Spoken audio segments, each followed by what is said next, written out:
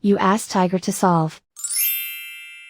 This deals with linear equations with one unknown.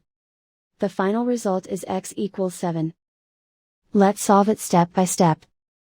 Simplify the expression. Group like terms. Simplify the arithmetic. Swap sides.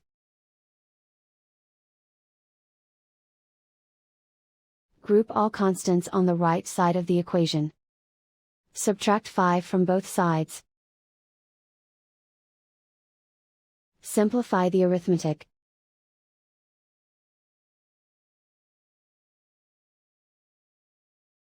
Isolate the x. Divide both sides by 3. Simplify the fraction. Find the greatest common factor of the numerator and denominator.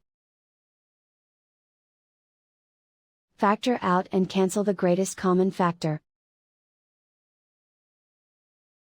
And so the final result is x equals 7.